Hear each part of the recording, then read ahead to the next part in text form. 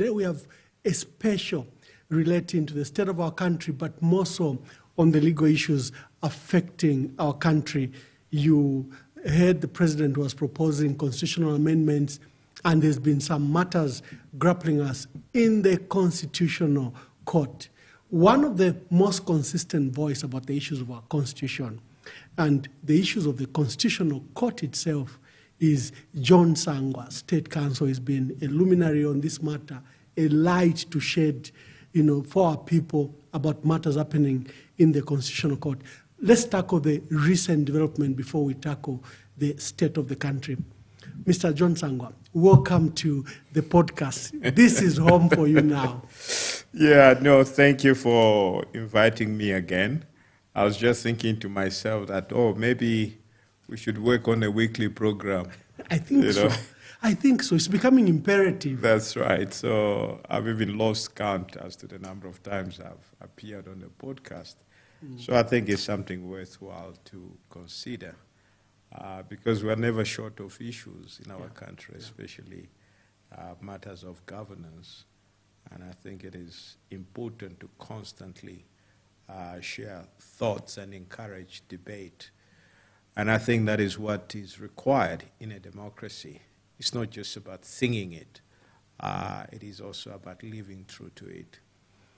Recent developments have brought worry. Zambia has been in the international media.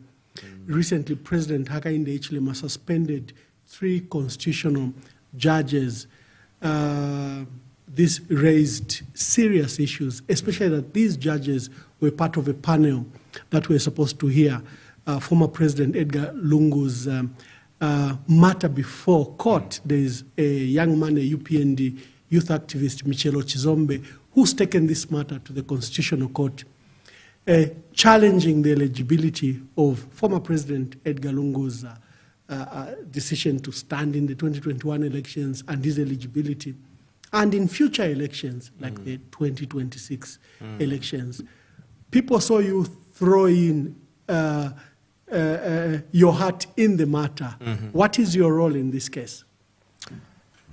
Well, I just went in as a friend of the court, in the sense that there is a provision in our in the Constitutional Court Act where the court can invite somebody whom they think, whom the court thinks is knowledgeable on a subject, to assist the court in the process of adjudicating on the issues that are before court. And when the court does not do that, any person that feels that it can be of value to the court in resolving the issues that the court is dealing with can apply. And I did file that application. Fortunately, I was granted permission to take part in the proceedings as a friend of the court. The implication of that is I have no interest in terms of the case. I'm not supporting, I'm not there to defend a particular person's position. So you are not supporting either the petitioner, Michelo Chizombe, or the respondent, in this case, Edgar Lungu, the Electoral Commission of Zambia, and the Attorney General? That's correct. So I didn't go there for that because in terms of the merit of the case, I think both parties were ably represented. The petitioner has his own lawyers, and the respondents have their own respective lawyers. So my involvement was basically to try and work with the court to assist the court and be able to see issues from another perspective, not necessarily to replicate the arguments that have been advanced by the parties to the proceedings. And people have asked me, why did I do that? The motivation is quite simple, in the sense that I'm quite privileged in the sense that I've been following the history of this country. And as a people, we appear not to desire to move on. We tend to, I think, be comfortable just repeating the same thing as a country and hoping that things will be, you have a different outcome. The reason I moved in, I applied, was because what is happening right now is exactly what transpired between 1991 and 1996. Explain. Okay? Now, here's the situation, and that was the motivation to try and warn the court, to say, court, we've been here before, and we are on a very dangerous path. Let's not repeat the mistakes of the past. What do I mean by that? In 1991, the parallels are really baffling. Okay? In 1991, President Kaunda was president of Zambia. He was presiding over the enactment or the making of the Constitution of 1991. Yeah. Now, what you also see is that President Edgar Lungu was presiding over the amendment of the Constitution in 2016. Now, one of the issues that arose during Kaunda's period was, until then, there was no time limit as to the number of times one can hold the office of president. Remember, Kaunda had been president from 1964. Now we are talking about 1991. So there was a proposal in the Constitution that there should be a term limit. Every president should be, can only hold office twice. Yeah. Now the assumption is that you finish 2 5-year terms.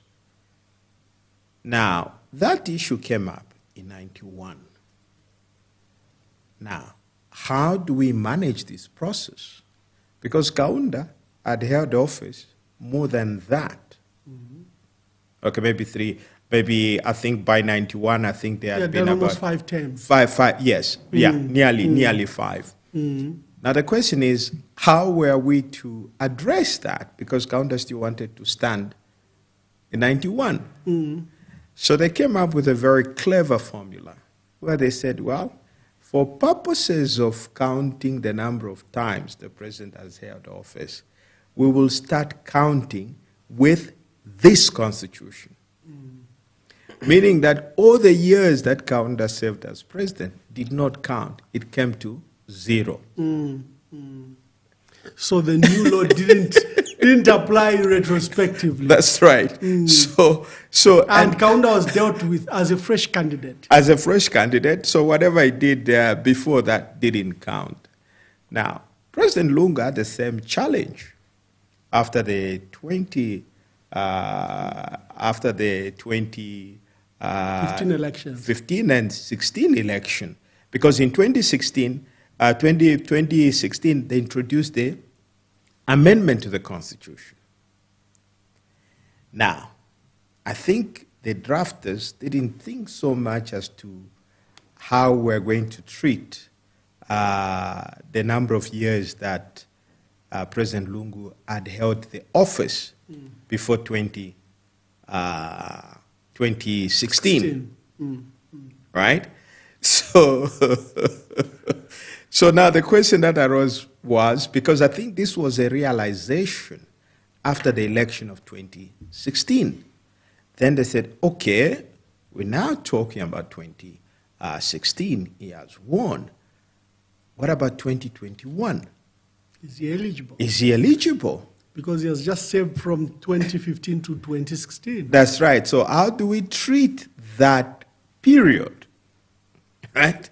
So what then they did was, there was now this issue that was now a question was framed in the case of Dan Pule. Yeah. Okay? I was a hypothetical question. That's right. Yes. So I think this was something that people discovered later on to say, listen, we would like this man to to stand in 2021. But he has a problem because he has already held office.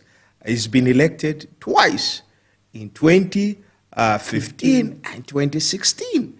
How do we manage this process?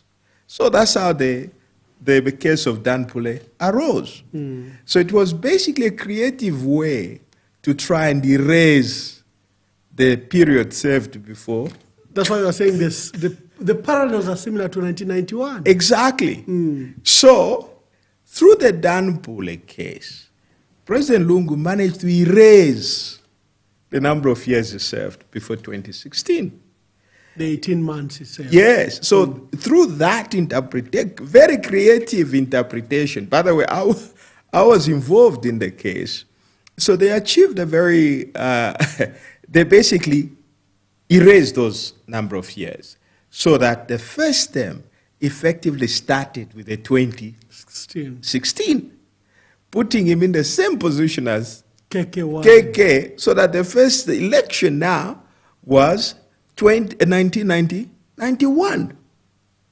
Now, fast forward, we are now in 1996. Kaunda wants to come back. We are now nearing 2026, and Lungu wants to come back. You see the parallels there? Yes, no, they are clear. So, now, Chiluba, because Kaunda used the Constitution, Chiluba too used the Constitution. What did he do? What he decided to do then was to amend the Constitution. Where now, first, Kaunda was barred using various provisions. It wasn't just, first, they introduced a parentage clause. Yeah. To say, for you to qualify, you must have been a Zambian, and both parents must have been born in Zambia. Which was basically an impossible proposition. Anyway, it went in. The second amendment was, they now said, you remember where the 1991 Constitution said, for purposes of counting the number of years, the terms were to start with this Constitution. That was removed, so that the years that were excluded were now into consideration. So as long as you have held the office of president twice, you're not qualified. That is how Kaunda was eliminated. Other than the parentage clause, there was also this particular hurdle which he had to surmount, where the Constitution was amended. So based on the amendment of 1996, Kaunda was actually disqualified. Yeah. Fast forward, 2020, 24, 25. Yes. We are back again. Just like President Kaunda, Chiluba panicked with the return of Kaunda into active politics. Yes. The current president has equally panicked by return of President Lungu to active politics. So, what is going on? Now, they've realized that, okay, you came through, you erased the years before 2016 through creative interpretation of the Constitution. So now they have cooked this case, which is now before the Constitutional Court, to undo. Okay, I'm sure you can see the parallels.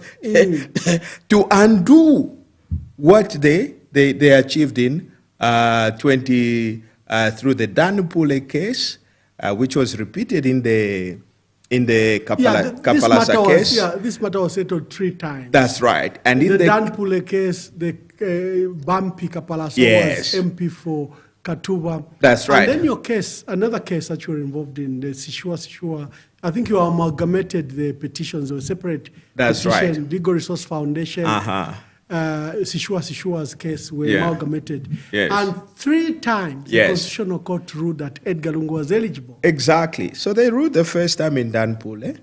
They stood their ground. They came up with their own ingenious way of arriving at decision, which is fine. Then they repeated the position in Kapalasa. Then again they stood their ground in the final case in 2021. Now, this is another creative way of undoing a decision that has been confirmed not once, but 3 times. Okay? Now, you can see, most people, for example, I've forgotten the history of between 1991 and 1996. And that is why I got involved in the case, to warn the court, to say, listen, let's not go on this path.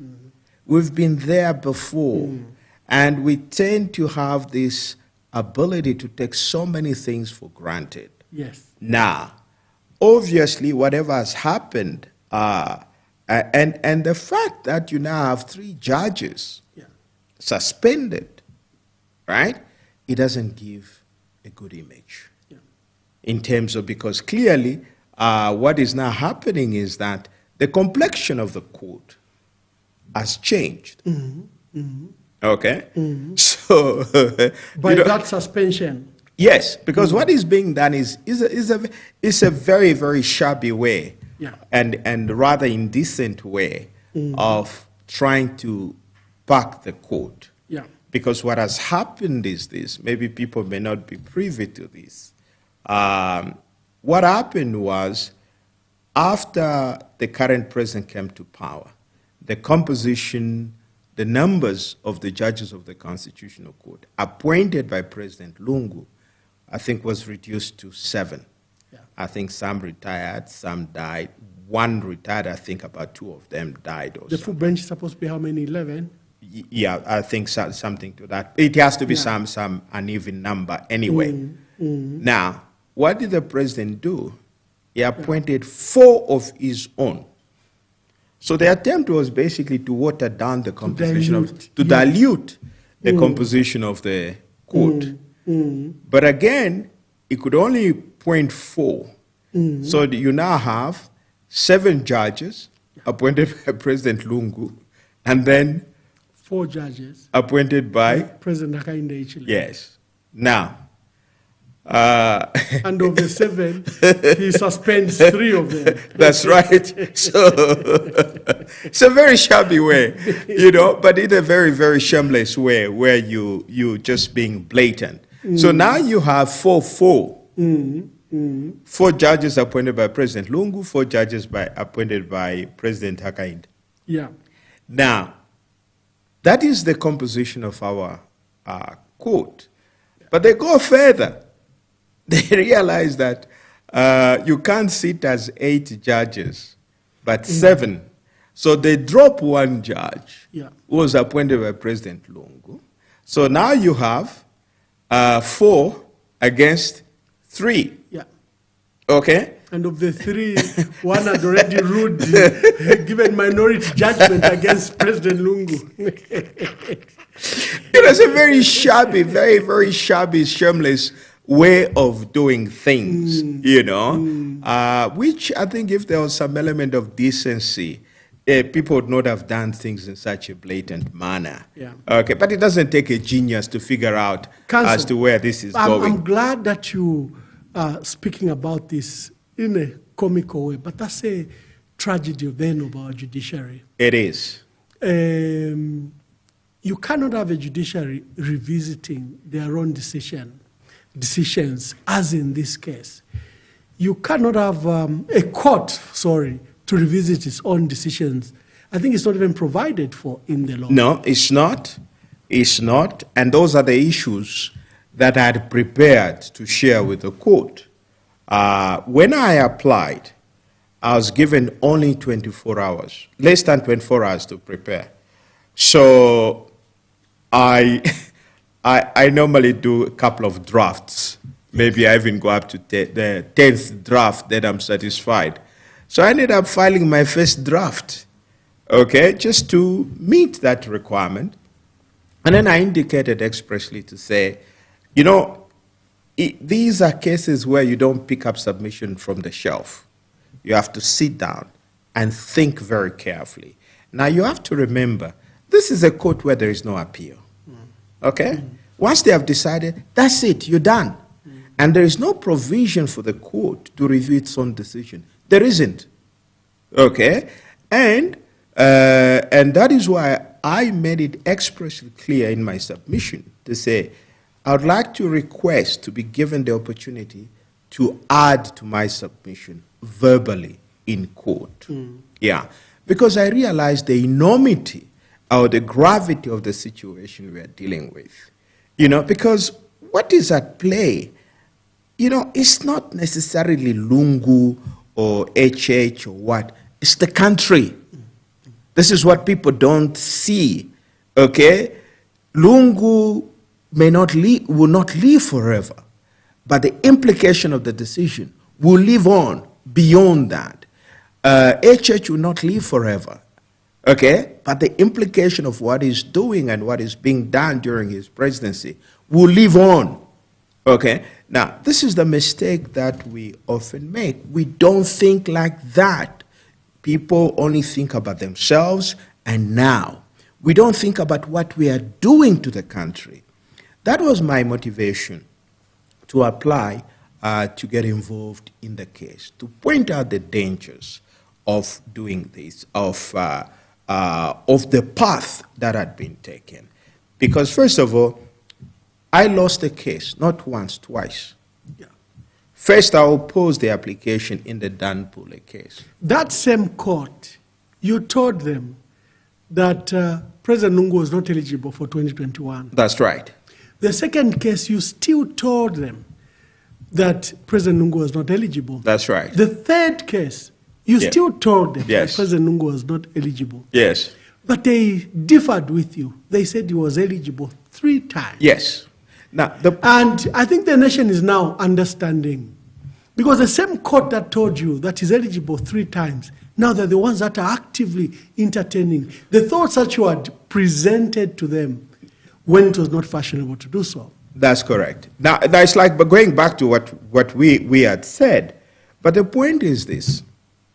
Our courts are not made up of saints. They're not saints. They're human beings like you and I. Are they perfect? No. They make mistakes. But sometimes we have to live with those mistakes.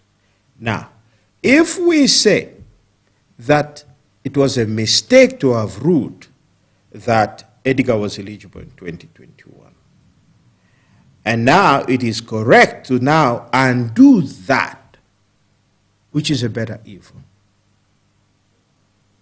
Okay?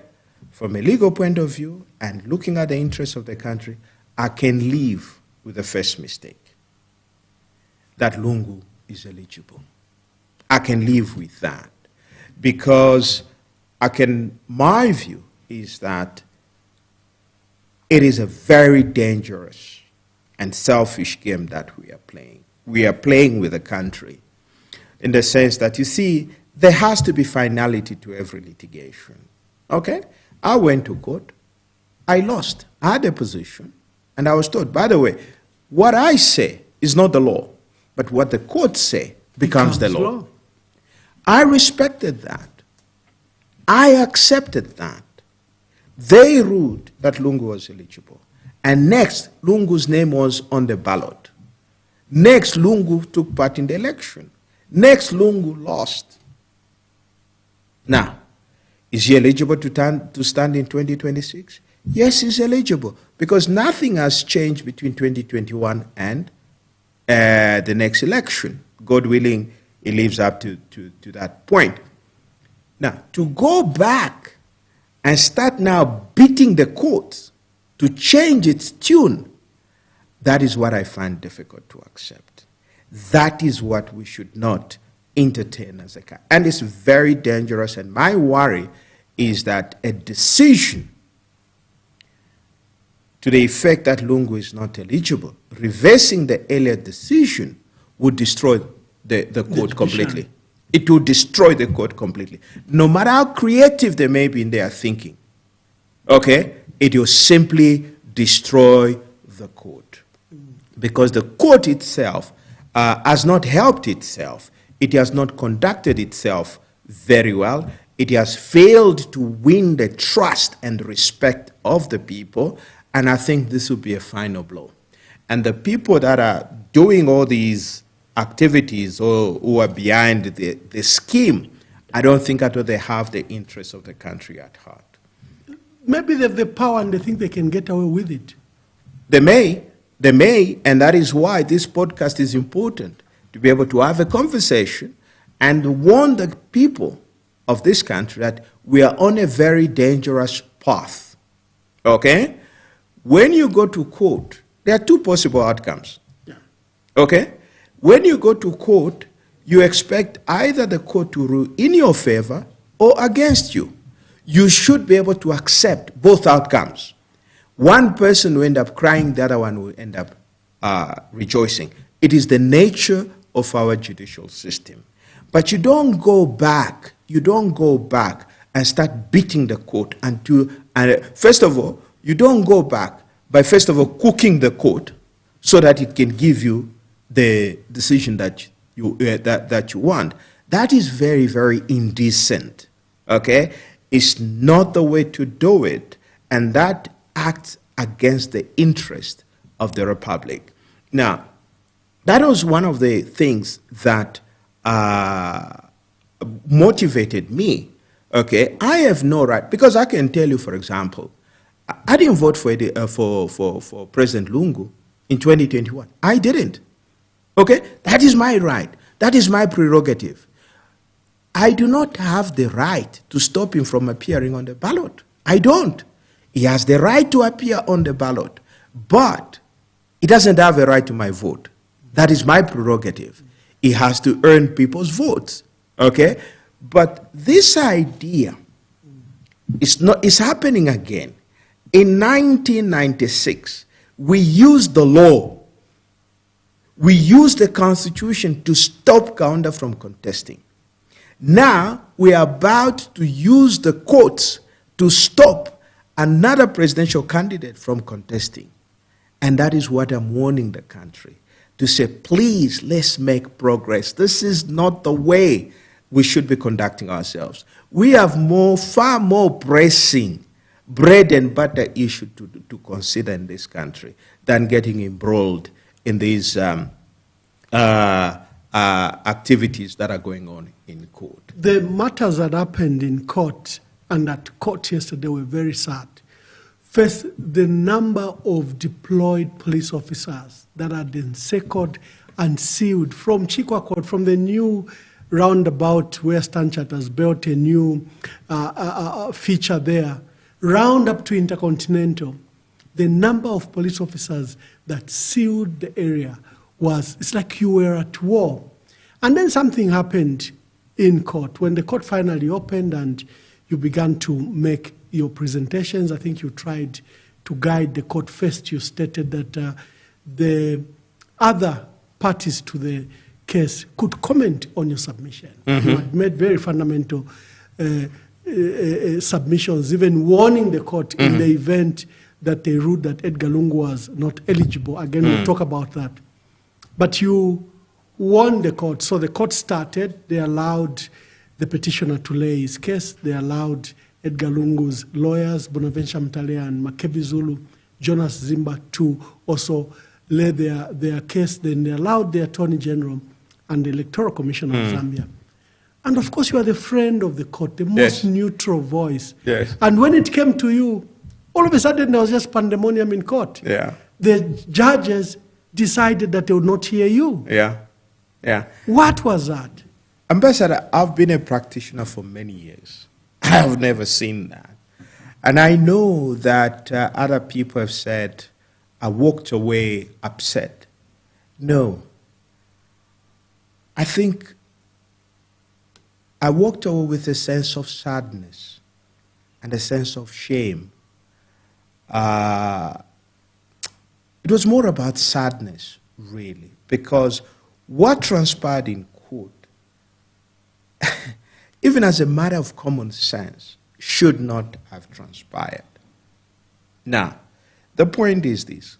The court, at the end of first of all, you must understand the gravity, the enormous powers that are vested in this court.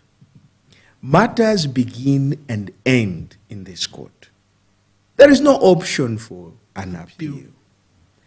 In a court like this, common sense would dictate that judges should have a somewhat liberal approach. The other point that you should have at least be friendly, allow people to address themselves. First of all, in terms of the amount of work, those judges, those 11 or whatever, 7 or 8 judges, have no work, first of all. They have no work. A single judge of the High Court, okay, has more cases in a year than the entire Constitutional Court. Now, obviously, they have more time at their disposal. But this attitude or the attempt to curtail everything, that was very sad for me. Now, the point is this. I may have made submissions to the court. Those submissions are on record, which means the court will consider them, right? Now, there is no way they would consider those submissions without input from the other parties, okay? Because the other parties will be perfectly in order to say, court, you decided on an issue or took into account issues that were given to you by a friend of the court, but you didn't allow us to comment on that. And that in itself would render the judgment, that in itself would taint the judgment. Now, first of all, nobody has a monopoly of wisdom. What the court should have allowed, I gave them my views, and I would love to believe the Attorney General had his own position on the issues I raised. The lawyers for the petition had their own position, which the court would have been enriched by the diversity of views. That is how we grow our jurisprudence and everything else. But it comes down to what we've been talking about, the experience. Any person that has conducted, who has been involved, who has carried out, who has been involved in trial advocacy, who has conducted trial, will tell you that there was absolutely no reason for the court to have curtailed the parties. The parties should have been allowed to address the court. Now, in my case, for example, as long as they had accepted my submissions, I had standing to address the court. But what transpired was very sad, very, very sad. I feel sorry. People said I was upset. No, I just feel sorry for the court. That's the unfortunate situation. If you, why wouldn't they hear you? I have no idea. For example, they've said they will come up with judgment on 10th December. Exactly. So that means there was time. Exactly. Okay, we could have heard this case. I mean, it's just baffling. This is a critical, fundamental constitutional issue raised, which was heard in less than 3 hours. It just doesn't make sense. You know, when the court starts, I was doing a verbatim, and I note, although they excluded me, by the way, the court, I don't know who gave instructions, serious instructions to the police. All the police from all the gates told me that they flagged my name and that I shouldn't be allowed in that court. Now, but when you look at the verbatim, the judge president gives you 20 minutes. Again, I don't know if there was need for time limit. No. I thought the arguments should have led. You see, I mean... And then when it comes to you, you are not given 0 minutes. Yeah. Now, I'll tell you, if I get my statistics right, yeah, I think I've just forgotten the number, the cause number. But I can tell you that per year, the Constitutional Court hears less than 40 cases in a year. In a year. Than in the a year. Thousands that are, than the thousands last time we had discussed. Yes. The High Court judges. How do you justify that kind of behavior? How? 11 judges. Now, of course, there are 8. and you have less than 40 cases, if we can divide it, then it works out to about 5 cases per person per year. That is a drop in the ocean compared to what High Court judges are hearing. Now, but even if that was not the case, with the full knowledge that there is no appeal, there is no way you would constrain the lawyers. You have to allow them to exhaust themselves. Yeah. Unless maybe they start repeating, then you cut them short. So you've already made that point. But to simply stand up and say, you have 20 minutes, irrespective of the complexity of the issues involved, I mean, it's like you're going there as a formality. Yeah. It's like something is already, you just want to go and tick the box. Yes. I appeared before court and I was heard. Now, one of the reasons, one of the issues that I often talk about is that, first of all, the court does not and should not operate in a vacuum. There are laws. Yeah. There are laws. That guides them. Yes. And rules and regulations. Yes. Article 18 of the Constitution guarantees each and every person that appears before court a free and fair hearing before an independent and impartial court. That's emphasized. It is a constitutional right. Now, will it be fair for a person to be given 20 minutes to argue his case? I don't think so. Given everything, all the factors considered, there is no way such a behavior from the court can actually be justified. That kind of behavior actually undermines the Constitution. What was the rush? The court could have continued. The court could have sat even in the afternoon. What was the rush? Yeah. Okay? But what is even worse was what transpired in the days earlier, was it the previous week, where lawyer for the petitioner, for the respondent, was given an hour to prepare and file the recusal application. I was coming to that. So the main respondent in this matter, Edgar Lungu, raised concern over 3 judges, and he applied. First of all, he reported them to the JCC because he felt the issue of recusal is a judgment call. These people, these judges, know that their proximity to the head of state and their proximity to the case with the concerns he raised, they should have, without prompting, recused themselves. So he filed in an application with the JCC on that concern. And then he came with an application to seek what you call leave, permission from court, that he wanted to bring an application for the 3 to recuse themselves.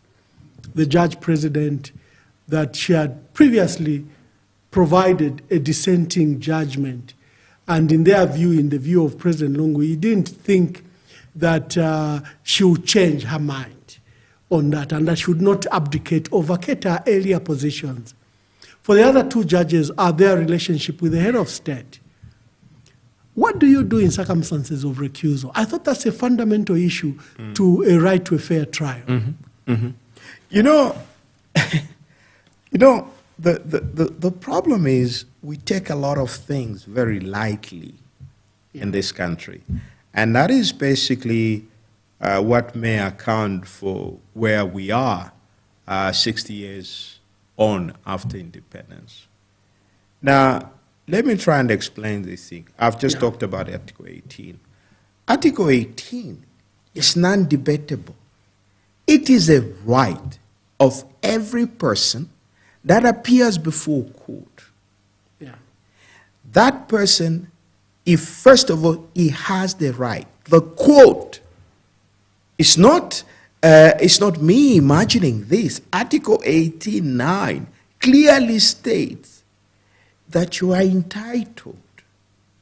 You are entitled to appear before a court that is independent and, most importantly, impartial. That is one.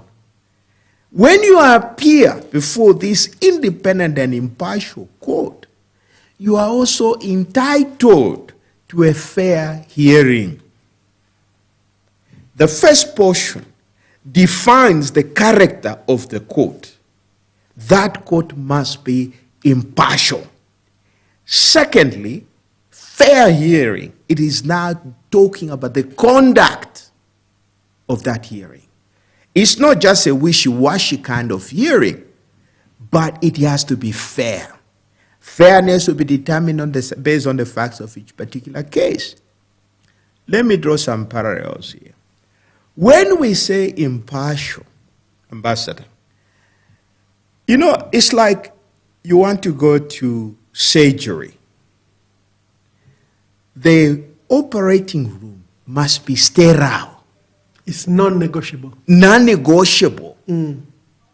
Okay? There should be absolutely nothing to contaminate the patient. Because you're going to open up the patient. That is why everybody wears sterile clothing and equipment is sterilized and everything, so that there should be no subsequent contamination. Now, if you as a patient, you say, oh, I'm going for surgery, I would like to see the theater where I'm going to be operated in. You can. And you have to be satisfied. It's your life at stake. It's your life. So if you see molds in the ceiling, it's already a problem. If you see some rust somewhere, it's already a problem. Okay? So there should be nothing to compromise the operation. That is the same level of what is expected before the court. That is the standard. There should be absolutely nothing that will contaminate the final decision of the court. Okay? And that is why judges do take oath on the Bible. When you take that oath, you are taking it before God and before man, that I will do my job. That's the commitment. Now, the problem is that people don't take these commitments seriously. They just parrot them without thinking what the implication is. And there is even a requirement, Ambassador. When you appear before me, I must make a determination. Will I be able to give the ambassador a fair hearing? If I am not able to do that, I ought to decline. I must decline. I should be able to say, you know what? Given my experience with you, I don't think at all I can be objective. I can be impartial. I mean, over the years, I've had experiences like that. I was dealing with one case where we went before this judge, the same parties. We went there. The judge decided the case. We lost that case. A few months later, another case arose between the same parties. We went before the same judge. Then the judge said, wait a minute. Why does the names of the parties sound familiar? And the judge, and we said to the judge, yes, judge, you have heard a case before some 3 months earlier. You know what the judge said? I said, no, I'm not going to hear this case. I've already formed my opinion over these people. I cannot again sit and decide another case because I cannot detach myself from the views I've formed in the first case, and I cannot say by some magic I will unlearn what I learned in the first case. The judge refused and said, take it for reallocation. Very simple. Yeah. We didn't apply. And you didn't complain? No, we didn't. The judge, on his own motion, he called the parties. No, I'm not going to hear this case. I've already ruled one case between these parties. With these similar facts? With it, yeah, it has something to do with the same or whatever, but I'll not hear it. We took the case to another judge who was hearing these parties for the first time. We had no reason. Now, remember this first case, this first judge is already tainted. Yeah. because of the previous experience. That is the standard to which judicial officers are expected to hold themselves to. Now, for me, when you're talking about the recusal, yes, President Lungu had the right to make that application because that Article 18 protects him. It is within his own right. It was his right to raise that issue. I'm not comfortable. I don't think at all you will hear my case in an impartial manner. Now, that protection is not for the court. It is for the litigants. It is for the litigants. The petitioner could have made that application. The respondent could have made that application. And it doesn't matter the time at which you make it. I saw the ruling where the judges says, no. They threw back the issue to President Lungu and they said, no, you are forum shopping. You are choosing and deciding which judges should hear your case.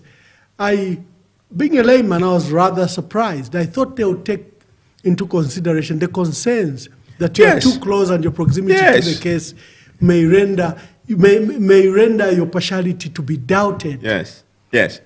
But the point is this. Who is complaining? Okay? It's the first respondent. It's the one. It's a qualification issue. These are qualification issues. We're not just looking at your academic qualification. We're looking at also what kind of temperament do you have? Are you the emotional type? Or are you one that is able to separate yourself from your emotions and look only at the law and the facts? Based on that test, those judges failed and failed miserably. There should have been no trace of emotion in those judgments because your emotions have no place in a judgment as a judge. As a judge, it's there in the law. You are guided only by the facts of the case and the law. Your dislike or dislike of me, your prejudices, your preferences have no place in court proceedings. But if you are not able to detach yourself, if you are not able to separate your personal feelings from the case, then you are not fit to be a judge. That emotion, in fact, somebody even said, I was joking with somebody to say, well, President Lungu's application may have been weak in terms of evidence for recusal, but the judges themselves, through their own rulings, provided better evidence for recusal. Yeah, correct. That was my interpretation, because I felt if they are this emotional towards his application, citing contempt, taking offense at their character was questions, and using very, very strong emotional words against both the application and the respondent, I said, this is a reason they should recuse themselves. Yes. Now, there is another point. There is a provision in the judicial. You see, the problem is that we take these appointments lightly. We're not saying judges must be saints. No. We have to choose the best amongst us in terms of character, in terms of temperament, and in terms of education and experience to rise to the position of judges. And that is why I've always argued that we need a transparent system. Now, if we had a transparent system, you'd have seen others coming to say, don't make that one a judge. It's very emotional. That would have been ground for disqualification. But as a judge, your job is to look at, because you will meet all manner of people. You don't choose who comes to your court. Therefore, you should have the capacity to detach yourself from what is happening and look only at the facts and the law. Your emotions have no place in the courtroom, none whatsoever. Okay? Now, what transpired was very, very sad. What it shows is that we need to seriously reflect on these issues. Okay. In fact, I'll come to that, Counsel, because one of the items was the way they handled the recusal application and the next time was the issue of your matter, where they couldn't allow you to give what you call viva voce evidence. And besides, you had notified the country in your application that you had submitted skeletal arguments. That's right. People expected that now you're going to give flesh to your skeletal arguments. But the skeletons is what was submitted. But there's another matter that worried this particular hearing. The suspension of the 3 judges, area judges. You are aware that the president suspended these 3 court judges, I think Honorable Stali, Honorable Palan Mulonda, and Honorable, I remember the 3rd judge, but 3 judges were suspended. And preceding this, when the judges ruled in 2016 on the 14-day issue, UPND raised a policy that we should complain against the conduct of the judges. You were involved in that matter. You were standing in for the electoral petition of President Hakainde Hichilema. There have been 6 complaints over that conduct of the Constitutional Court judges. 6 times. There are many that complained. And after the 2021 elections, when President Edgar Lungu lost elections, we are aware of 3 petitions calling for their removal, including the current one by Moses Kalonde that saw their suspension. How are we going back to decisions? Because the JCC ruled on this matter, that you cannot punish a judge for rendering their opinion. That a judge, when they're working, whether they've made a mistake, you need to respect that decision. But here we are now, judges suspended for simply doing their work. And what it's, again, like in the case of the eligibility case before the Constitutional Court, the JCC, the Judicial Complaints Commission, was made to reopen the case that they had closed and shut. And then made recommendations to the president to have the president suspend the 3 judges. Your views about this? Yes, Ambassador. Before I come to the issue of race, I just wanted to make one last point on this issue of impartiality. Yes, correct. Right? Now, there is an express provision in the Judicial Code of Conduct which places a burden on the judge that if a judge receives a case and there is a possibility that his impartiality or her impartiality is likely to be questioned, a judge is not supposed to touch the case. It's there in the law. Wow. Okay? It's there. Someone doesn't need to complain. You don't need to complain. Judges should have the capacity to police themselves. That is what the law expects. You know, Ambassador, as a judge, you have the power of life and death over ordinary citizens. You have the power to either build or destroy your own country. And clearly, there is a higher demand in terms of your standing and credibility. That is why you can't just wake up one day and decide, you become a judge. No. And that is why I continue to advocate that we need a very stringent, thorough procedure for identifying the right people to appoint as judges, because of the enormity of the responsibility that is reposed in them. The problem is this, Ambassador. A president you can vote out tomorrow. An MP you can vote out in the next election. A councillor you can vote out, you wait for the tenure to end. But for a judge, you can't. They're there for life. They are there until they reach 65 or they reach 70. 65 early retirement, 70 they go. That is how we have to take these things seriously. Politicians can mess up, but there is no way we can survive when judges mess up. Maybe we'll tackle the issue of the suspension later. Maybe we exhaust this thought, especially that you are on it. When the constitutional judges were appointed for the first time because of the new constitution in 2016, you wrote a detailed letter to the president. I think when it was not responded to, you wrote an open letter and published it. What were your concerns? Very simple. Ambassador, I understand the enormity of the responsibility that is reposed in the judge. Okay? And that is why, first of all, we have morphed. This country has not been static. We have learned from our mistakes.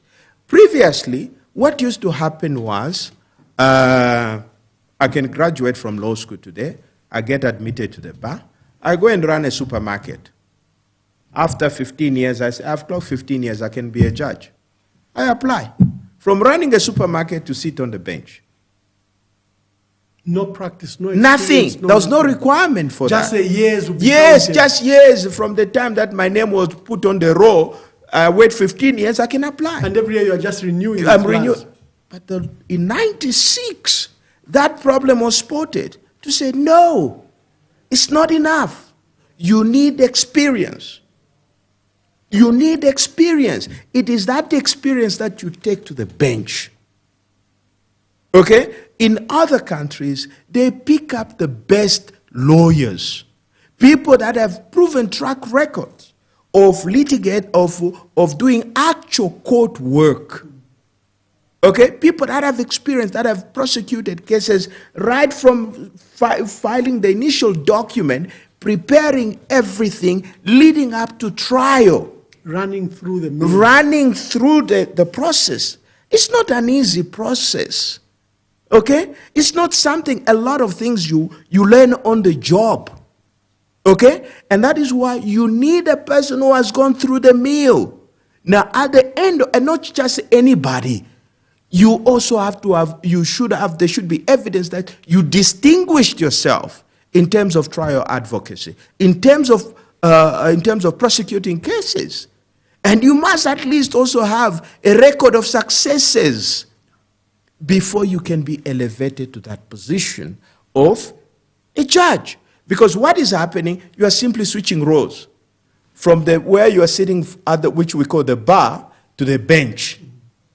So you are only seeing the experience from another perspective, but you have a complete knowledge of what transpired. This is the knowledge you go with in the courtroom as a judge. You don't learn on the job. There is no opportunity for you to learn on the job. And the Constitutional Court had even provided for requisites for those that would be constitutional judges. Yes. In your view, when you wrote that letter, you felt the entire list of candidates that were provided were not qualified? Ambassador, it was very simple. These are the requirements, 1, 2, 3, 4, 5. Thank you. I had the access to the CVs of each and every judge. I looked at it. Did you meet this? No. Which this? No. But they didn't. And some of these people that I wrote about were my friends, people that I know.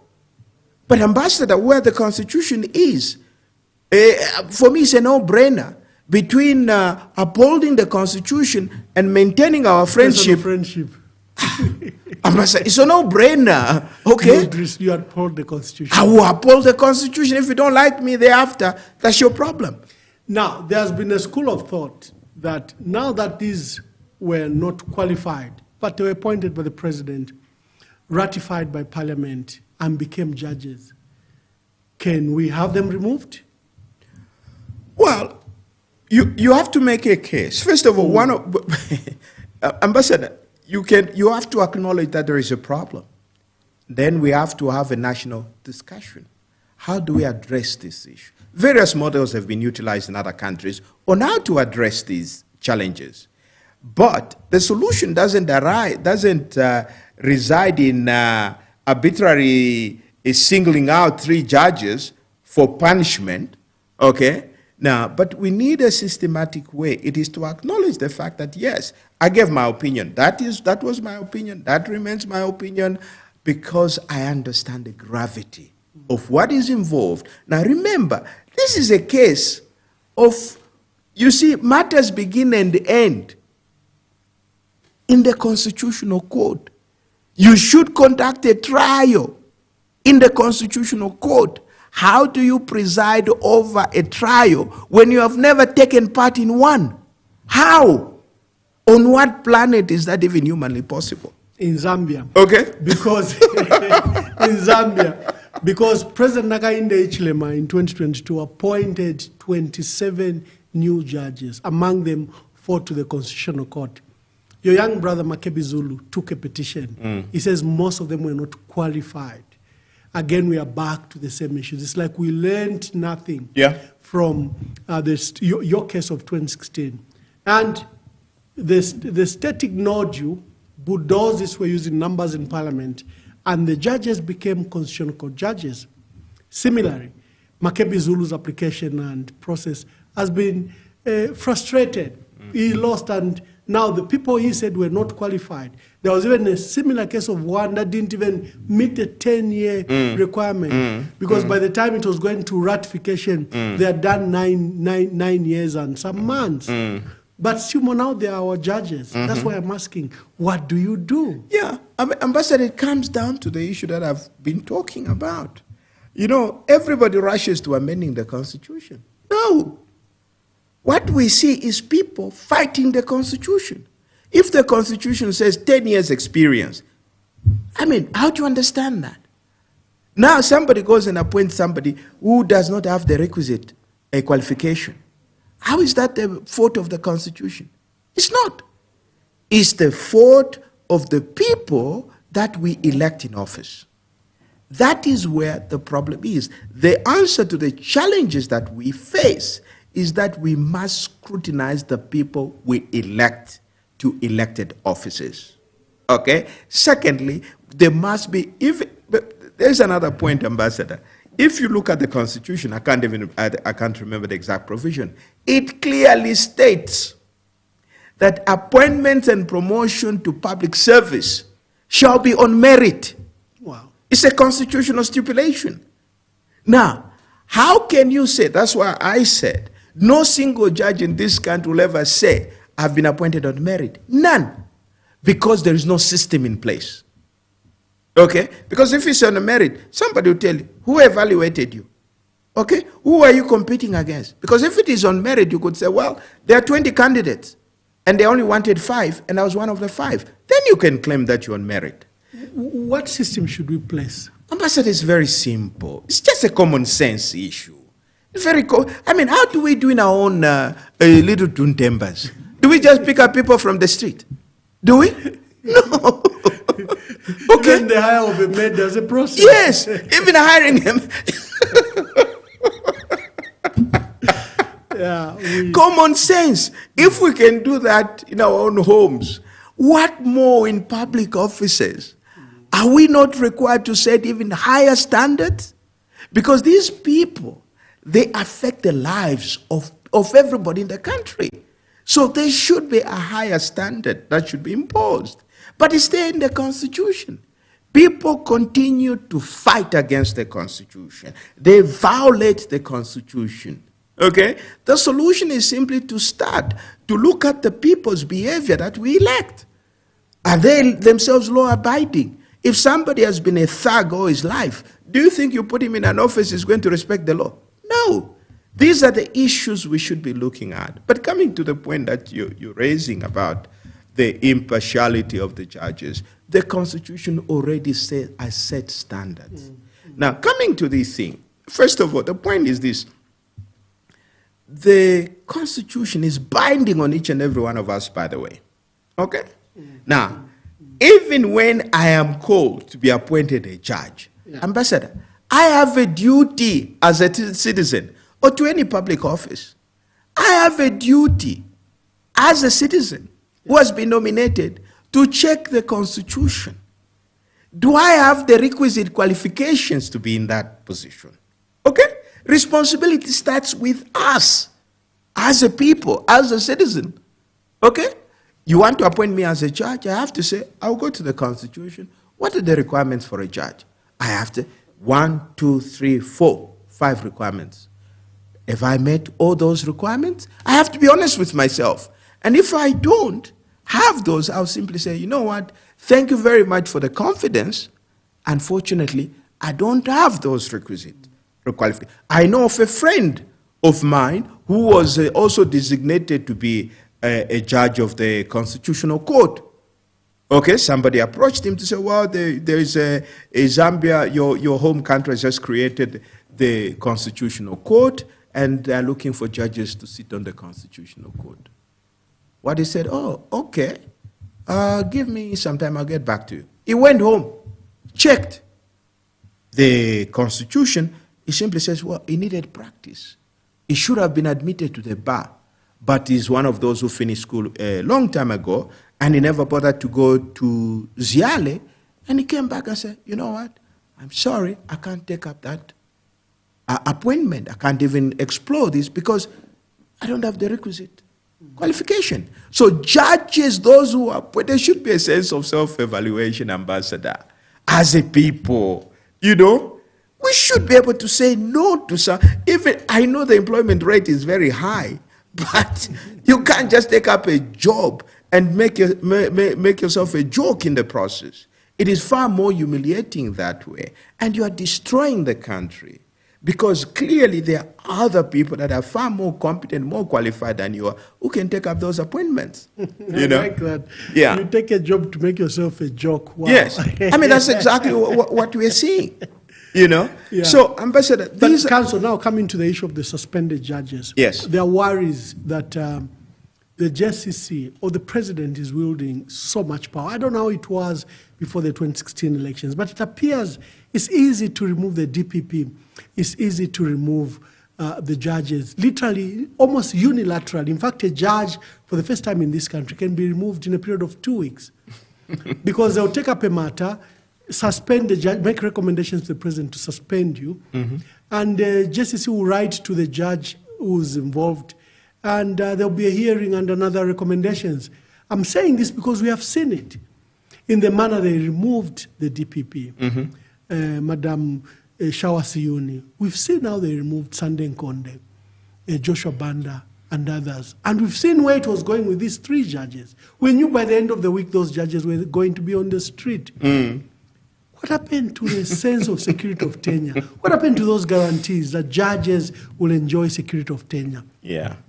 What has the JCC morphed to, that it is easier for the executive to remove the judges? In fact, now judges will be behaving like the Attorney General. They'll always be on the side of government. Yeah. People don't understand the damage we're doing to the country through this kind of reckless behavior.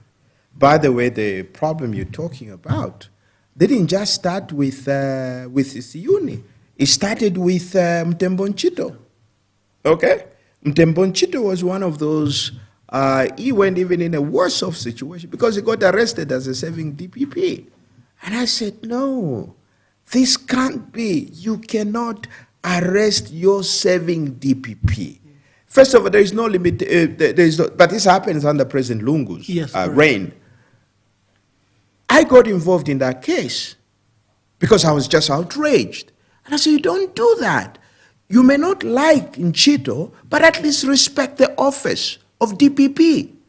I got involved and I said, listen, we had several meetings, a couple of meetings with the Attorney General then, Likando, Likando Kalaluka. Kalaluka, yes. I must add State Council at the end. Correct. That office clothes you that. We love titles. Yeah. Anyway, I was outraged because we are making a joke out of the idea of security of tenure. Okay? And my idea was that, listen, if you suggest that Nchito has committed some crimes, which is fine, there's no statute of limitation, but have him removed from office first, formally and then after that, then you can indict him. That didn't happen.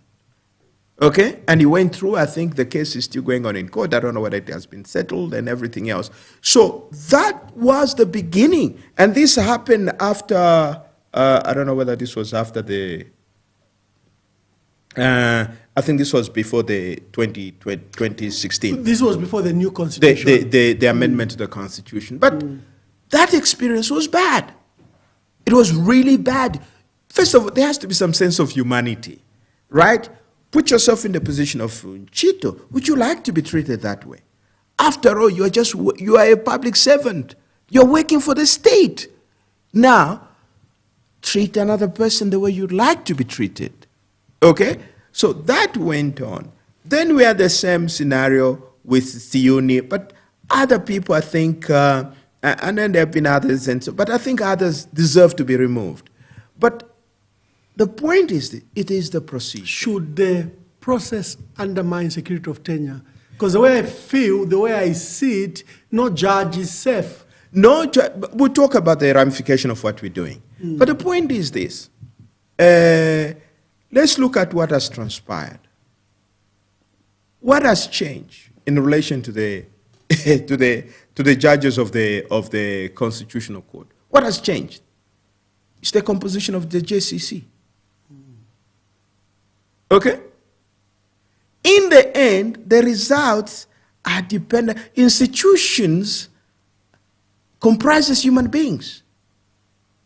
What you put in will tell you what results you get. Okay? So that is why we have to take keen interest, even for the people that are being appointed to such offices, including the JCC. We have to know what is the standing and temperament of these people. What criteria was followed in appointing them? Because at the end of the day, the character of those individuals collectively will become the character of the institution. Those are the challenges that we have. Now, coming back, I have to put a caveat here, because I have not seen the grounds of the current allegation against the judges. I haven't seen those. But the point is this. That notwithstanding, the point is this. We have a collective duty as citizens to protect our public institutions, not to undermine them. Okay? Now, what has happened to those three judges is very sad. Now, I took part in that case in 2016. I was there. Okay? We filed that petition. Now, you have to understand the dynamics. We have just introduced the amendment to the Constitution in January, 5th of January. That petition was filed in, I think, August, September. This was a new document. The document had not been publicized. No civic education had been conducted. No induction or training, I don't think, had been conducted in terms of immersing the judges in the Constitution. We were all learning. Now, what happened? What happened was, I remember the first instance that we appeared in court. I mentioned to one of the judges, I said, Judge, by the way, there's a time factor in this case. We must conclude within 14 days. The judge's view then was, I said, no. Our interpretation is that as long as you file your petition within 14 days, it's okay. Okay? So, Ambassador, we were all on a learning curve. We were all learning. Now, as we went, we realized that I think internally there were discussions amongst the judges. And they came to the conclusion to say, actually, they came back to realize, we have actually to complete this within 14 days. By that time, the 14 days was already up. Now, you now say, obviously, whatever happened midnight on that particular day, the 14th day, happened.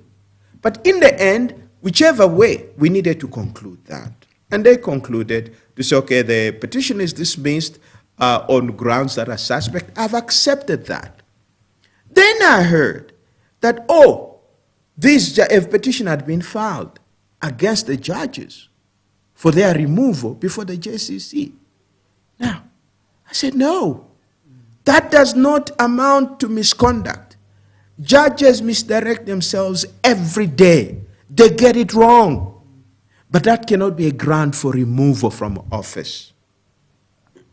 Okay? That is where I disagreed. Yes, I wasn't happy about the outcome.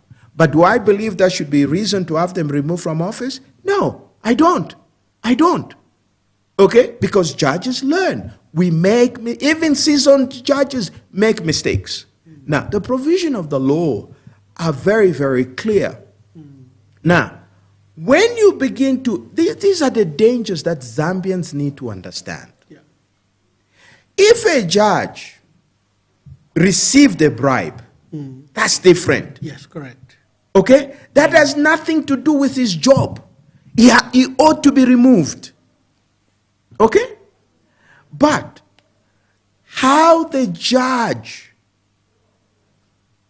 deals with his office, how he manages a case, how he misdirects himself, how he confuses himself. That is why the Constitution says nobody can dictate to the judge. In fact, we shouldn't even interfere.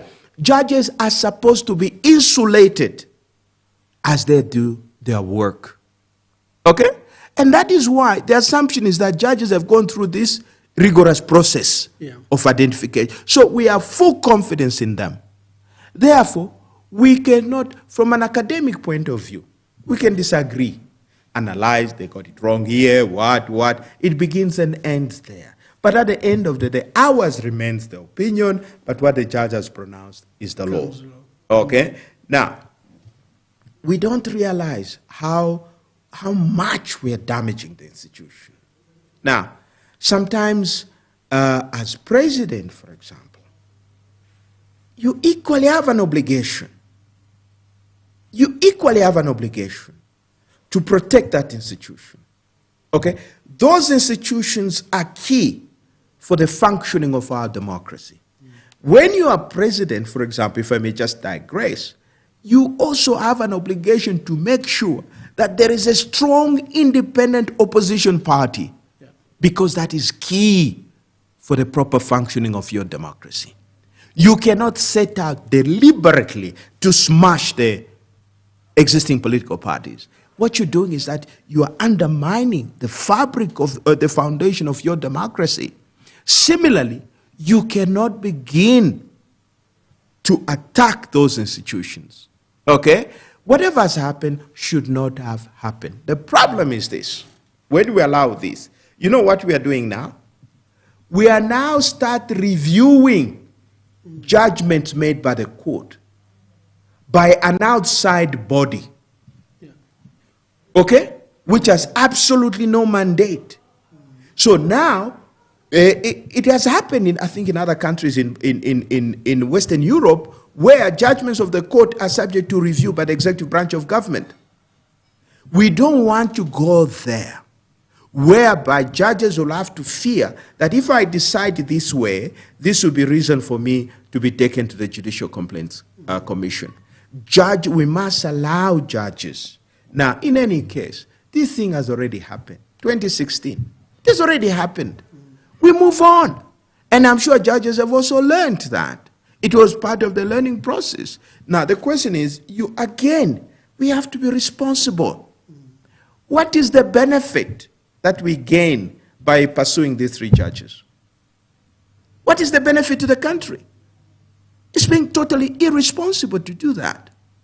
Okay? It actually exposes your plan as the executive. Exactly. Now, here is the situation, the consequence of that. Yeah. Do you know what is happening now? The number of judges is fast depleting. All the judges are simply crawling until they reach their retirement age. 65. Nobody, I've spoken to some that they are in their 60s. Those that I've spoken to, nobody's interested in going beyond 65. Okay? That's a serious development. It is. It is. These are the consequences. So, what you have now created, now, you can be 64 ambassador today. You get removed. You'll be on the street. No pension, nothing. There is even no provision to say you get your pension or benefits on a pro rata basis. There is no such a provision. Okay? Now, you have a guy who has worked all his life in the judiciary. At 64, you kick him out. What does he do? And that is why the first order of nature is one of self-preservation. So what you have are judges that are not prepared to offend the judiciary. Or what they're doing is that do minimal, don't ruffle any feathers, and wait for your retirement and get your package and go. That is how we have reduced our judiciary. And given that, tell me, how many credible Zambians are you going to get who are going to accept to be appointed to the judiciary? I don't think anybody serious who really understands and who lives true to the ideals embodied in our Constitution can actually accept to be appointed judge of the High Court or a judge of the High Court, Supreme Court, or Court of Constitutional Court under the current environment. I'll be very surprised. Okay? If you value your freedom and you understand what it means to be a judge, ambassador, you'll be hard-pressed to find credible Zambians. But those who are already there, they're already trapped anyway, so they have no choice. They can do that. But it's not a pleasant situation. What we now need to do is to start fixing this problem. The starting point is that let's create a transparent system of appointment. Everything must be transparent. When there is a vacancy, we need to see an advert published in the newspapers to say that these vacancies, let suitably qualified Zambians apply. Yes. That should apply to every opening in the public service. Yeah. To give a chance to each and every Zambian to have a shot. You know, that is how we begin to fix the process. But now, like I said, now admission as a judge is like some secret process that nobody knows. You only find somebody. The names emerge. Just names, not even names if you are lucky, but you just see somebody being sworn in at Stata. So we have a collective responsibility to make sure that we improve our system. Okay? The shortcomings are not with the Constitution. And I'll keep saying this. There is nothing with the Constitution. There is everything to do with us as human beings. We continue to fight against the Constitution. Okay? Instead of obeying, what the Constitution says. The equivalent of what we have, Zambia, is like a church that is refusing to follow what the Bible says. That's what this country is all about. And that's why we have so much chaos. Constitutional. Yes, exactly. You don't respect, even when the Constitution says you have to, this is what you need to do. We still want to fight that. In fact, that brings me to the next question before I let you leave, because I know you have an urgent commitment, and I'm glad that you took time to be with us and clarify these issues. There are two developments regarding the Constitution. Mwangala Zalumis, as our chairperson for the Electoral Commission of Zambia, has set up an electoral reform technical committee and has appointed chair and vice and the committee. I found that highly irregular, because I remember the first electoral reform technical committee was appointed by President Mwanawasa, and actually Mwangala Zalumis was a chair.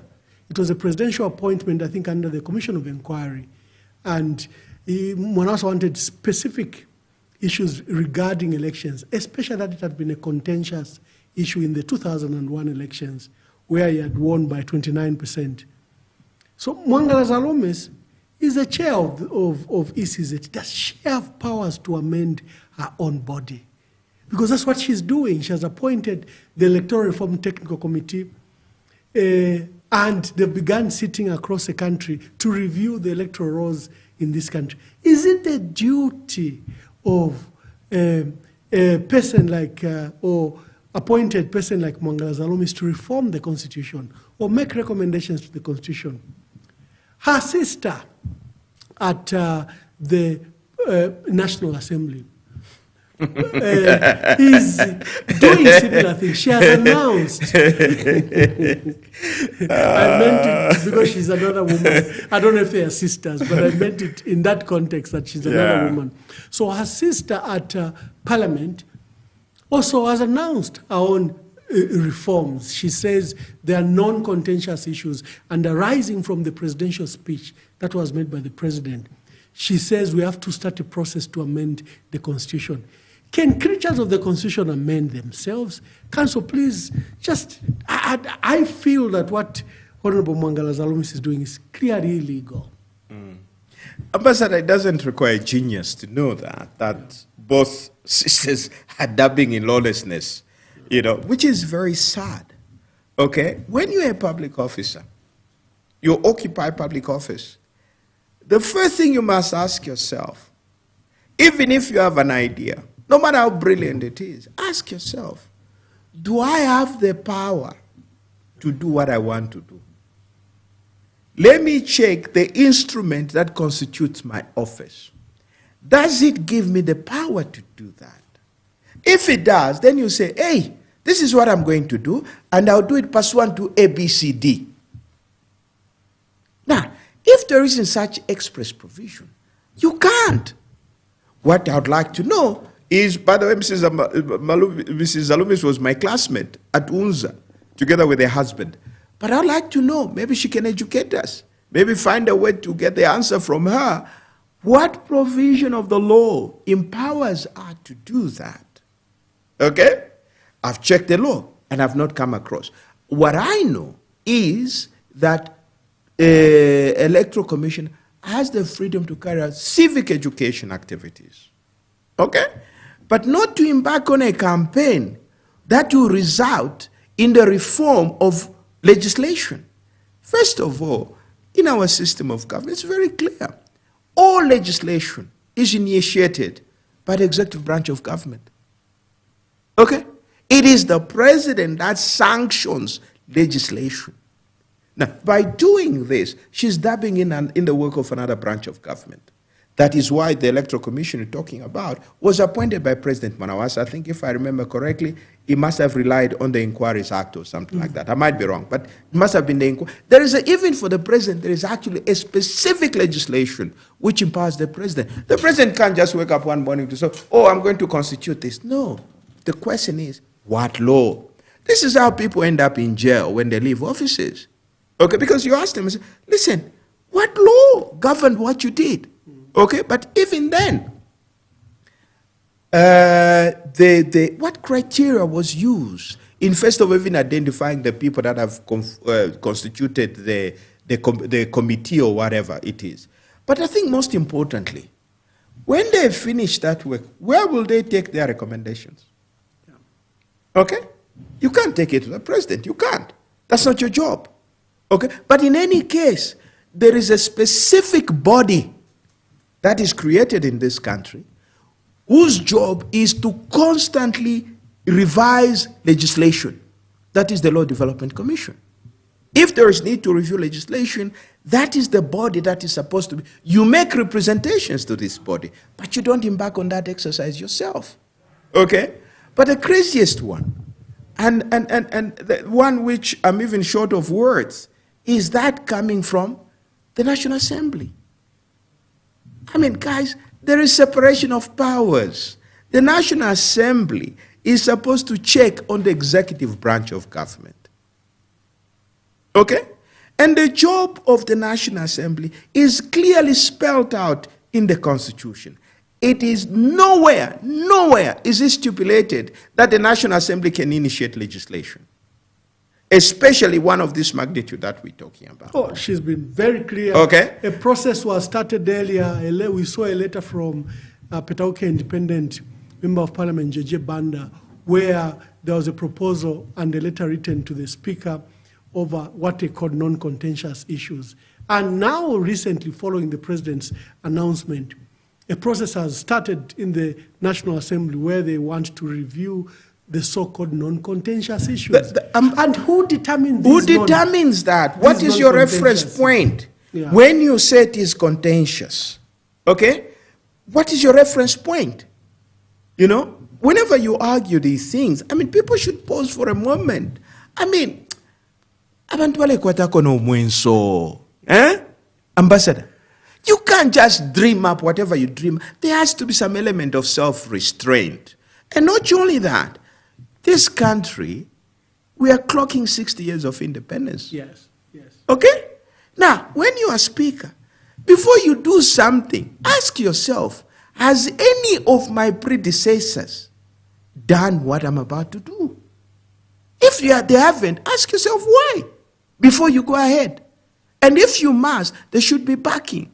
Now, the way our system works is that legislation is initiated, apart from, I think, I'm not so sure, I think there used to be some provision about private members' bill or something like that. I don't know whether that is still there in the Constitution. But even that, it is sponsored by a member of parliament, not the speaker.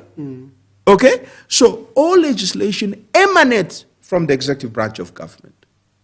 The executive branch of government initiates that, the Attorney General puts his signature there, then it is taken to the National Assembly. The National Assembly, it is formally presented, and then the National Assembly is not a rubber stamp. It has to go through each and every provision, and where there is need for amendment, the National Assembly will recommend amendments. Sometimes the National Assembly can even reject the bill. But there is no provision. I stand to be corrected. I'm not aware of any provision in the Constitution which allows Speaker to initiate not just legislation, but amendment of the Constitution. I mean, I've been following these things, and at least I'm familiar with the history of this country. Yeah. There's never been an instance like this. But what is supposed to happen, if you initiate that, who is going to check on you? Who's going to check on you? That is why you have the executive branch of government, initiates legislation, the National Assembly checks that, it vets that, okay? Then after that, it approves, it goes back to the president for assent. Now, what are we doing? What has stopped the executive from initiating that? And that has never been the responsibility of the National Assembly. Nowhere in the Constitution is there such a provision. You see, it boils down to this point, Ambassador. Yeah. And this is my plea to Zambians. Let's pay attention to the character of the people we elect. Okay? Let's also take into account the character of people we appoint to public office. Okay? Because who they are is what they will be whilst in those offices. Okay? This is how we begin to fix the country. We have to fix the country by choosing the right people and putting them in the right positions. Okay? Yeah. All these problems and challenges... Yeah, they say the president doesn't build the character, it just reveals the character. Who you are. Yes. The assumption is that when you offer yourself for the presidency, for whatever elective office, what it means that this is what we don't pay attention to. My plea is that come 2026, we will focus on the character of the people we are electing. We have to make sure that the person, first of all, there are three things. Our system is tiered, by the way. We have two sets of public officers. Yes. There are those that we elect, and there are those that are appointed. We have a say. The people that we elect, in turn, appoint people. Now, once we elect the wrong people, they will, in turn, only appoint wrong people. Yeah. We elect the right people, they will, in turn, appoint the right people. So I'm looking at 2026 as an opportunity to reset the button, to make sure that we elect the right people, the right person as president, the right person as an MP, the right person as a councillor, the right person as mayor. The reason is this: there are two key fundamentals to leadership. One is character. Character is very important, you know. And two, skill set. The skill. When you are electing somebody as an MP, what skill set does this person have to perform the function of a member of parliament? Or even as a councillor, what does he know or understand about what it means to be a councillor?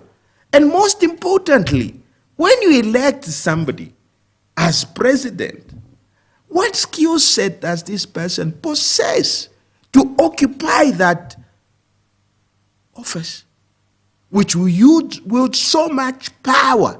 That office has power of life and death on the citizens of this country. These are not things we should take lightly. And at the end of the day, You know, we have to move away from this attitude of voting based on political parties. We should vote based on the best candidate. Our vote should go to the best candidate that is there. Be it presidential candidate, forget political parties. Does this person have the relevant character? Does he have the relevant skill set to perform the functions of the office of president? Similarly, if you have two people, two candidates in a constituency, from whatever political party, choose the best candidate who you believe is going to represent your interest in your constituency. That should be the determinant. Not how many chitenges people give you or how much money they throw around, because that money will vanish after the election. Yeah. What happened? The same with councillors. We elect people who have absolutely no clue as to how local government is supposed to work. Yeah. So these are the issues we need to revisit. That problem appear, we've seen it right through our public institution. Instead of fighting the Constitution, we have an assignment to do. Let's first of all choose the right people to run our public institutions. Once we have the right people in these institutions, then we can now be able to determine we have the right people, then obviously the shortcomings are coming from the Constitution. Yeah. You can't put the wrong people and then they do wrong things, you blame it on the Constitution. Yeah. It's just crazy. Like we are saying. Yeah, that's what we have specialized in. Your last words, I want you to include this. The matter we started with, the Constitutional Court, and the matter of eligibility for Edgar Lungu, you are given startling opinion of what would happen if they ruled against Edgar Lungu, because you warned that the ramifications are great. Just speak to that. Yes. You see, you know, these are the things that I'd have loved to share with the court, and the court will have had the opportunity to go and think about and be able to reflect this in the judgment. The problem is this. Our Constitution is very clear in terms of how you challenge the outcome of an election. There's a two-phase process. The first process is the nomination process, right? If you recall, in the case of Dan Pule, when they posed that question, I said, no, you cannot deal with this issue. We have to wait until 2021. Until nomination. Until nomination. Because there is already a mechanism in place to deal with the eligibility of a person to contest the presidential election. And that is contained in Article 52, the same Article 52 that people are advocating for repeal. The Constitutional Court overruled me and said, no, we have just been moved to interpret, so we can interpret any time. Okay, fine. Now, you remember I had made several pronouncements to say, I am waiting for President Lungu to file his nomination. In fact, my petition is ready. It's already on. It's in the drawers. You remember I spoke about that because I knew the procedure. Now, we went through. Now, that procedure, that is why it is very clear that if one's nomination is cancelled for whatever reason, the election will be cancelled and fresh nomination will be called. That procedure is designed to ensure that when you have election, that election comprises candidates that qualify. Okay? That is why you have 7 days within which to challenge the validity of any candidate's nomination. Okay? When that 7 days expire and you don't, okay, it means you have no issue with the nomination of that candidate. The nomination of that candidate will never be raised again. That period of 7 days has expired, and the court, when you challenge, the court has 21 days to determine that, but you have 7 days. When that 7 days expire, you don't challenge. That right to challenge the nomination is forfeited. It's lost for good. Then you go into an election. The ballots will be printed. Then people will vote. The second level of challenge, you are challenging now not the nomination, but the outcome of the election. Okay? Then you now be saying, this person was not validly elected. Okay? You can allege they were vote buying, what and what, or there was some violation of the law relating to the election, not nomination. Then the court has to hear that petition. At the end of that petition, the court will say, yes, you've made a case. We nullify this election. And what happens? You go for fresh elections. You start the process all over. Then the court will say, no, this person was validly elected. That's the end of the chapter. That issue is closed. I've seen some ingenious arguments, whatever, but the Constitution is very clear. It is that election. So that election, this attempt to reopen whether Edgar Lungu was qualified to stand the 2021 elections is closed. It's closed. But he did, Ambassador. He took part. Yes. So what are you going to do? And what is the value of doing that? He took part. And okay? When you rule that he was not eligible, aren't you making that election an illegal election? The point is this, Ambassador. And its outcomes? Yes. The point is this. First of all, we'll come to that. So when you do that, he's taken part in the election. Yeah. He was cleared. Right? His nomination was challenged and the court cleared him. A competent court cleared him. It was only after that decision in the Shishua case, that is when now his name appeared on the ballot. The same court that said he's eligible. That is why when you read the petition of the Electoral Commission, it's very interesting. They say, we follow the law. The man was cleared. We put him on the ballot. We did no wrong, which is the correct position. But the most dubious one is the one which is now coming from the Attorney General's chambers, which has now done the opposite. The opposite. You don't do that. There has to be consistency in the position of the law. Yes, the Attorney General may change, Solicitor General may change, but it is the office. The office never changes. Consistent. Yes. What was reflected in 2021 was not Kalaluka's opinion. It was the opinion of the Office of Attorney General. Yeah. Okay? Now in this case, because it boils down to the issue I'm talking about, people that we put in offices, that is where the problem is, not the Constitution. Now you change the people, the tune changes as well. You know? So you now have, but Lungu, I mean, that's why I fought that case. I was convinced. I lost. Yeah. I have accepted that loss. Okay? Because I expected things could go either way. Now, Lungu took part. What is there to contest? It is over. There's a legal concept that we use, which I have shared with the court, where we say the issue is moot. The issue is dead. The issue of his eligibility in 2021 is dead.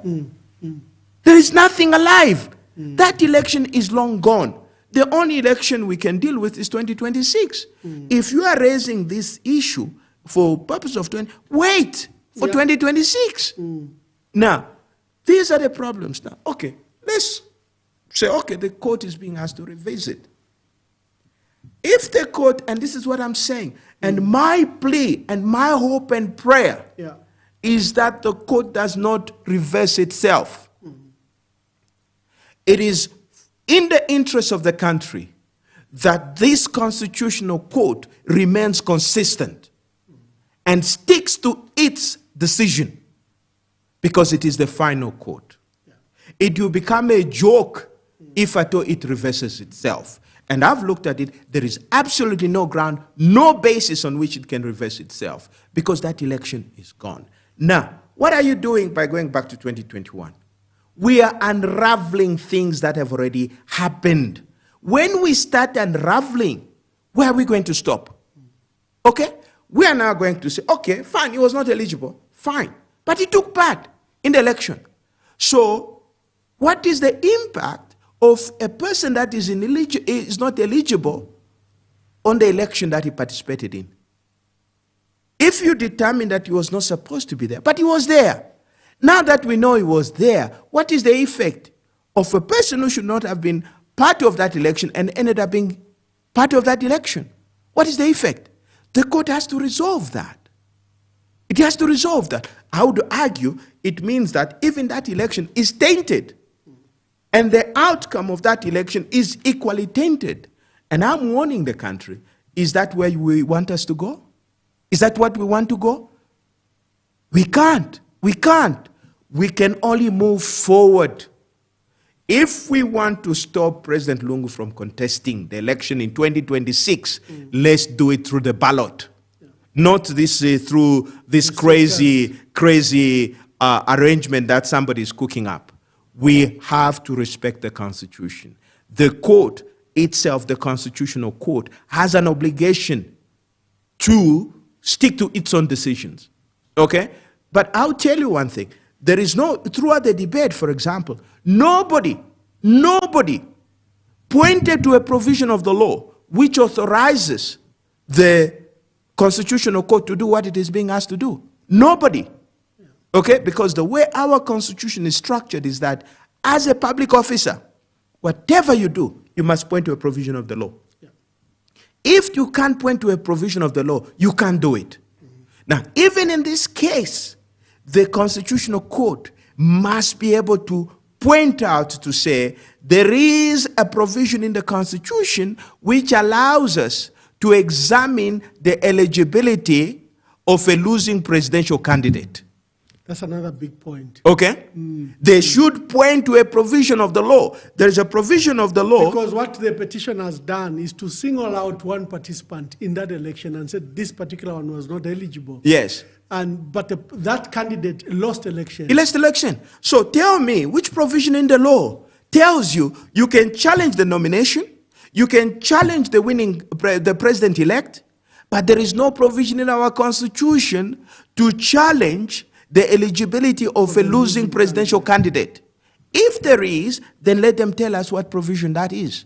Nobody has pointed to that provision. Now, as long as you can't find that provision, the Constitutional Court cannot do what it is being asked to do. And if it does that, it will be acting in violation of the Constitution itself. And that is dangerous for the country. There is no value, there is no benefit on going on that route. And that is one of the reasons why I accepted to come to your podcast, to sound this warning. Okay? We take so many things for granted. If we must defeat Edgar Lungu, let's do it through the ballot, not this through crazy, But the point is that, I mean, we need to learn from history. It happened in 1996. Let's not let it be repeated in 2026. Okay? The Constitutional Court has ruled. Ambassador, if I may push the argument a little slightly further, in our constitution arrangement, and I'll make this statement very boldly, and I hope that some lawyers will come and challenge me on that. Only the Supreme Court is allowed to depart from its own decisions. And even that right is qualified. Okay? It must be justified in the interest of justice and in the development of the law. Only the Supreme Court. But there is no similar provision in relation to the Constitutional Court. Whatever decision the Constitutional Court makes, it is bound by that decision. It is stuck with that decision. And as a country, we have to come to that reality. We can't go on and beat the court until it gives us the decision that we want. That is the position of the law, and we have to learn. Let's not fight the Constitution. Let's obey the Constitution. Let's respect what the Constitution says. Okay? That is the starting point. That is the solution to all these challenges that we are talking about. Okay? And Ambassador, we've gotten our priorities wrong. This podcast, we should be talking about, for example, the issue of load shedding. What kind of, somebody is celebrating about the fact that, well, what's this? The mineral mapping has not been done in what is it, 60 years or something like that. Yeah. Hey, and somebody is celebrating about the fact that copper mining is booming. Ambassador, we've been mining copper for nearly 100 years. We have to begin to have a conversation. Yeah. What is the impact of mining in this country? Okay? 100 years. Yeah. Nearly 100 years of copper mining in this country. We should have a conversation as to the impact of that industry. Yes, you can see $2 billion and everything else. Oh, they'll put it to a... But who benefits from that? Who benefits? Yeah. Okay? Yeah. So these are the issues, because these are the bread and butter issues. Not Lungu's eligibility to stand, which was settled. But if we're interested in, we can wait until 2016, litigate that. The time is 2026, time will come. But right now, we should be able, how do we survive this load shedding? How do we survive? That should be part of the national conversation. I remembered you, the president yesterday was celebrating that there's an investor who put up a cholera vaccine factory. And when you've been very clear, just deal with the water and sanitation issues, and cholera will go away. The solution is not to mask these basic issues with a vaccine. In fact, you're creating a bigger crisis. Ambassador, it's like you drop in a sewage. Okay? It doesn't matter how much perfume you add. Okay? Go and take a shower and change clothes. Yeah. That's the answer. Yeah. You can put in as much perfume as you want, but it doesn't change the fact that you went in a sewage. Yeah. Okay? Yeah. But these are all cosmetic issues. And first of all, I mean, maybe it's another conversation for another day. We always talk about foreign investment, what.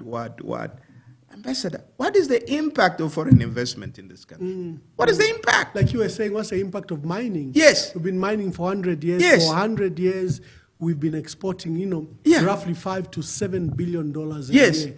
What's the impact on our people? What's the impact on our development? Okay. Yeah. Those are the issues we should be talking about. We export, we're generating so much. And how much of that is staying here? How much is that? I mean, somebody saying, well, we'll create 5,000 jobs and what? Those are just numbers. I grew up in Mufulira, Ambassador. That's my hometown. Yeah. Mufulira produces the best copper in the world. True. Okay? But go there, Mufulira looks like a war zone. Yeah. Yeah. Now, those are the issues we should be talking about. When you are generating wealth, shouldn't Mufulira be transformed into a modern city? Yeah. Because that's where wealth is generated. So these are the issues we should be talking about. Not these are the rubbish about eligibility and so. That is all rubbish for me. It is inconsequential. Yeah. It has no impact on the average person. Okay, that is struggling to make ends meet. Eligibility, there's no nexus between eligibility and putting food on the table. There isn't. We should be able to talk about how are we going to take care of the most vulnerable people. Yeah. Okay? We are even struggling to feed ourselves. Okay? Now, everybody's talking about all the challenges that we have gone through and everything else. We should be having a national conversation. Yeah. This load shedding thing, won't go out tomorrow. No. At least somebody should be able to give us data to be able to say, you know what, we expect the situation to improve maybe end of 2025. So that when you are in business, you make a decision whether you want to go in business now or wait for 2026 when electricity improves or not. But that is the kind of information, that is the kind of conversation we should be having, not the rubbish that we're discussing here, So, but the point is... I'm so glad, Honorable John Sangwa, State Council, that you've come at short notice to alarm the nation on the path we've taken. I think people have been taking it very lightly. They thought that it's a mere contest between Edgar Lungu and Hakainde Hichilema, both of them now using state power to bar each other. And I'm glad that you've put it in proper context, that you're actually threatening national security, and the standing of that judiciary may be eroded irreparably. Ambassador, this issue is bigger than Lungu. It is the very existence of the country. Yeah. Okay? If it was about Lungu, I wouldn't even come here. Yeah. Okay, because I think Lungu can take care of himself. Yeah. But I'm talking about it is the country. This issue affects the country. And we can't just sit and allow certain people, because they're driving their own narrow, selfish, and transient agenda, to undermine the very existence of this country. We can't, okay? And this issue is bigger than all of us. You know, remember we went through, I keep telling you, we went through between 91 and 96. And my plea to Zambians, let's not allow what happened to Dr. Kaunda in 96, where he got bad through a constitutional arrangement, for Lungu to be equally bad, okay, through some ingenious arrangement with the judiciary. We have to stop that. If we have to stop Lungu, let's do that through the ballot. Yeah. Let's do that through the ballot. Yeah. It's already there. In any case, you know the funny thing that I see. I mean, people are wise enough to reject Lungu, right? Now, why are you doubting them? Why are you doubting them? Why have you lost faith? What have you done so wrong? Yes. That you are afraid of the decision of the people? Yes, you are now. You don't have confidence in us, the electorate, that will make the right decision in 2026. Yeah. Why are you doubting us? Okay? So don't use these things. Trust the system. Trust the people. They'll do the right thing come 2026. Oh, wonderful. John Sangwa, we're hosting State Council John Sangwa to discuss issues of the Constitutional Court and the matter that is before there. As you've seen, is very impassioned about the issue of the Constitution. And this abrogation, you go to literally personal injury of him. Mr. Sangwa, I would like to thank you that you took time to come and share your deep thoughts with the country. And the injustice we saw the last few days at the Constitutional Court, I hope that there will be a moment of reflection. Those courtrooms are open courtrooms. They should allow the gallery to come. They shouldn't bar people. The issues of recusal, I think, was a very important issue. The matter that preceded their hearing of suspending judges by the executive, again, that was totally unnecessary. And then the personal injury they did to you, where they couldn't allow you to speak. This is a constitutional court that guarantees freedom of expression. It deals with the rights of people. But it was the first one to injure your right to express yourself. And I'm glad that I hope there'll be a moment of reflection on that court. So for our dear viewers, unless you have some last words, Honorable. No. I think we've said a lot, because otherwise I don't want to go off tangent. But I think what is important is for people to understand it's nothing personal. Correct. I have nothing against the judges. I have nothing against President Lungu. I have nothing against President HH and all those people that we're talking about. My only commitment is to the Constitution. Yeah. My primary obligation is the love of this country and my commitment to the Constitution. I take my oath very seriously. Okay, I took oath to defend the Constitution. And my appearing before you is part of the fulfillment of that, is part of fulfilling that constitutional obligation. Okay? And my only plea is this. I think we've become too polarized. I think we need to always try and put the country first. Yeah. The country is bigger than all of us.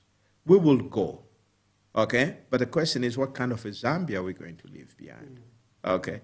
The primary obligation, we should first of all think and see each other as Zambians first.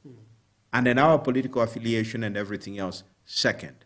Let's stand united on this issue. And because what is good for the country should be good for the country, whether you are PF, you are UPND, you are Socialist Party and everything else. That is what we should fight for, okay? That is what I believe is important, and that's what keeps me dealing with these issues. And like I started off by saying, Ambassador, I am privileged. I have the information. I lived through this. We failed to stop the injustice that was occasioned against President Kaunda in 96. And I'm calling upon Zambians, let's not have a repeat of that. Kaunda was prevented from having his name on the ballot. Let's not do that again. 30 years, that would be what? 30 years later? No. Okay, it means we have learned nothing if we allow that to happen. For me, it's the principle. It's not about Edgar Lungu. Okay? I would argue the same thing even if HH was there. I would argue the same thing if Fred Member was there. Whoever. Okay? Somebody was, just on this note, somebody was saying there were these suggestions about me being partisan and so forth. Ambassador, I've been driven by my conviction. Correct. I've had the privilege, for example, representing, but as a matter of principle, I have never worked with government in power. True. Okay? I've always worked on the side of the underdogs. Okay? I represented President Kaunda when he left office. I worked with President Chiluba when he was out of office, not in office, when he was at his weakest. Yeah. I worked with President Sata when he was in opposition. I worked with President HH when he was in opposition. Okay? Now, I have no problem if interacting with President Lungu when he's in opposition. Yeah. You see, in fact, it is when it is in a situation like this, that's when we work with them. Okay? So, I detest injustice. Correct. It doesn't matter who is involved. Okay? It is not just right. We should be able to speak against injustice when we see it, irrespective of who is involved. Yeah. Thank you very much, Ambassador. Wonderful. Dear viewers, until we have another exciting podcast, this was a special one. We just had to bring John Sangwa to put context to everything and to highlight the threats that this country faces in what might appear a simple case when it is not. God bless you. God bless our country. Shalom, shalom.